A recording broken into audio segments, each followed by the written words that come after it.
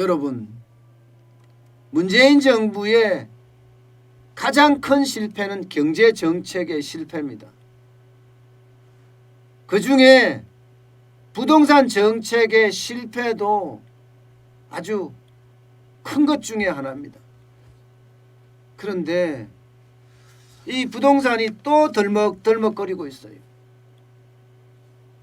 김현미 국토교통부 장관이 쉽게 말하면 쫓겨나고 그 자리에 LH 변창흠 사장이 국토교통부 장관으로 다시 들어왔어요. 그런데도 불구하고 주택가격 전망지수는요. 주택가격 전망지수는 지금 최대치를 기록하고 있습니다. 130이에요. 130.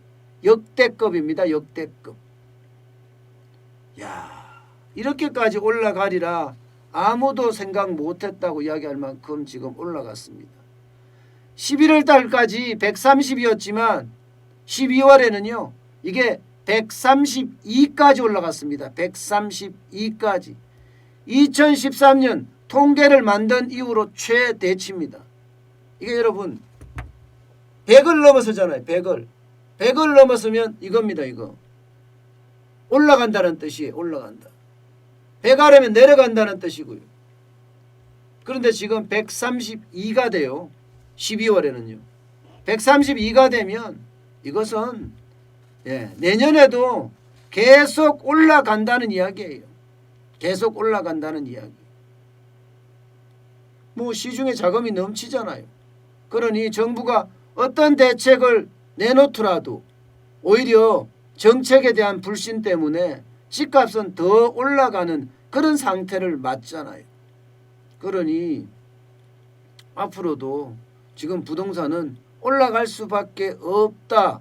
내년도 집값이 폭등한다. 이런 얘기까지 나올 정도입니다. 내년도. 실제 이 한국은행 전망만 이런 것이 아니고요.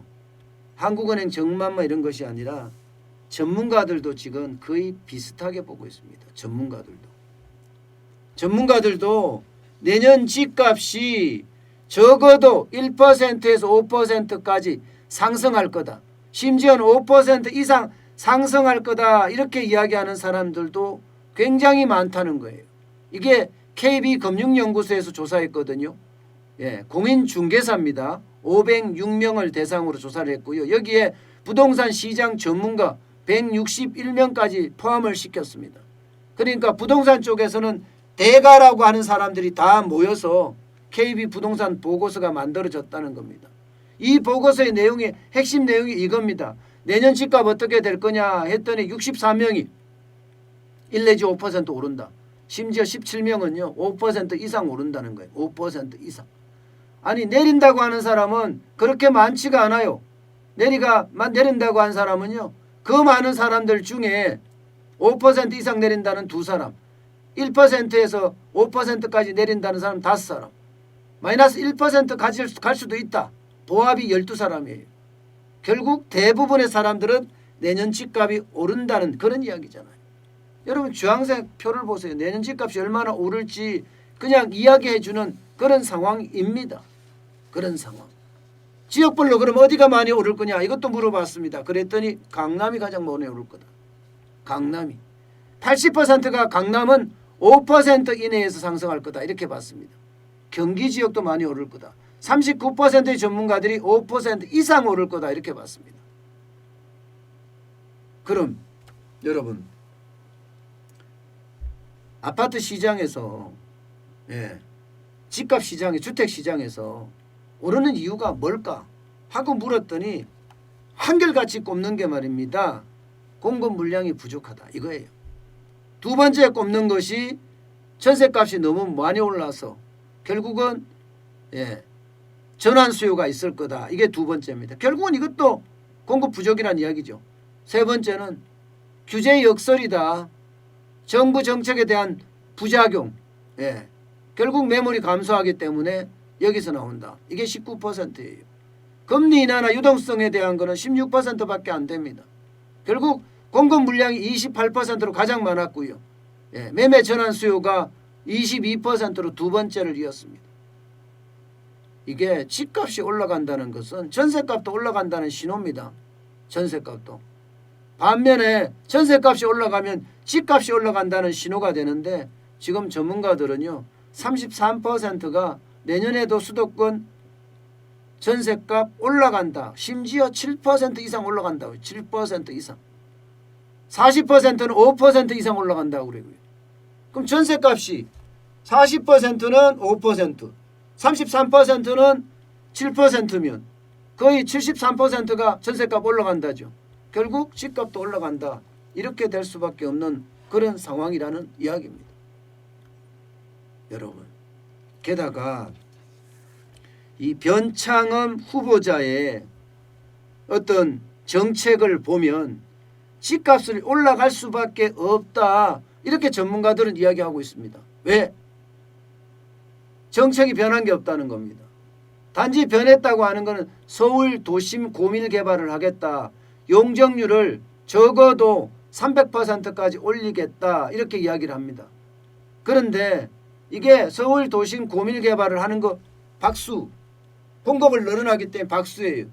근데 문제는 여기를 공공임대주택이나 공공자가주택으로 간다고 하면 이것도 문제가 있는 부분이다. 이렇게 이야기하고 있거든요. 일단 도심에 고밀 개발을 해서 어쨌든 많은 주택을 공급한다는 것은 긍정적인 요소긴 해요. 그런데 다른 나머지 정책들 공공주택 공급 확대하겠다. 뭐 환매 조건부 주택, 토지 임대부 주택 이건 전부 다 환매 조건부 이러면 환매를 조건하니까 정부가 사서 정부가 만들고 민간이 사서 다시 정부에 판다는 이야기죠. 토지 임대부 뭐 자가주택 이것도 마찬가지. 토지는 정부가 가지고 있고 건물만 내가 가진다. 이거 지금까지 실패했던 정책이거든요. 이거 불가능합니다. 보유세 강화하겠다. 그래서 매물 더 끌어내겠다는 건데 이제 1년만 버티면 된다요. 이제 1년만 버티면. 내년 대선이 어떻게 될지 모르지만 그래도 한번 1년 버텨보지 뭐. 이제는 웬만한 사람 매물 안 내놓습니다. 다주택자들 매물 안 내놓을 가능성이 커요. 1년 버텨보고 내자는 거예요. 1년 버텨보고.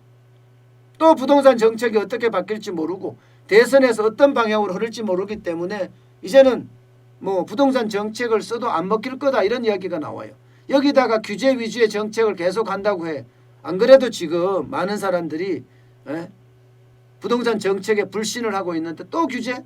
부동산 거래 분석원 만든대요. 그러면 이게 개인 계좌까지 다 뜯어본다는 이야기인데 이게 되겠냐고요.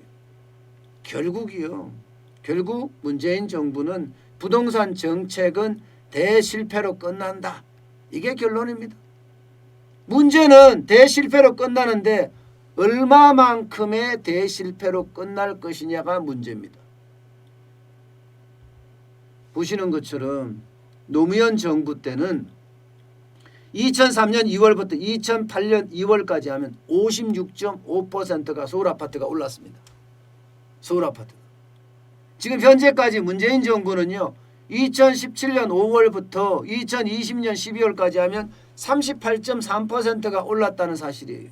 만약에 노무현 정부를 따라간다고 하면 이게 얼마나 더 폭등할지 아무도 모르는 일이에요. 아무도 모르는 일. 지금 지표로 보면요. 지표로 보면 굉장히 무섭습니다. 노무현 정부를 따라간다고 하면 내년에도 집값은 계속 올라간다. 그것도 많이 올라간다. 이런 얘기가 되는 거예요. 어떤 정책이 나오든 다 버틸 거예요. 아마. 다 버틸 거예요. 그러니 내년에 부동산이 폭등할 수도 있다 하는 이야기도 바로 이런 데서 나오는 이야기예요. 안 그래도 부동산이 굉장히 많은데 굉장히 비싸고 굉장히 많이 올라갔고 했는데도 불구하고 또 올라간다니.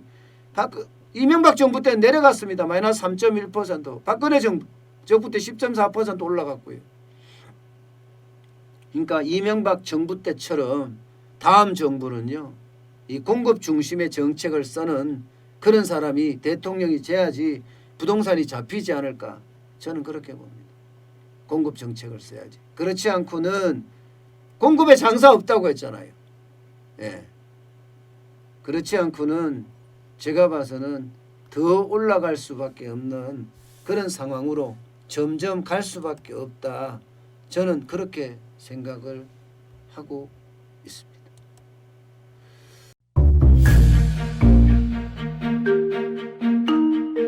세종대왕과 샤넬 넘버 5, 벤츠 자동차의 최고급 기종인 마이바흐의 공통점을 아시나요? 바로 침향입니다. 침향이란 동남아시아에서 자생하는 침향나무가 상처를 입었을 때 스스로를 보호하기 위해서 분비시키는 침향나무의 진액입니다.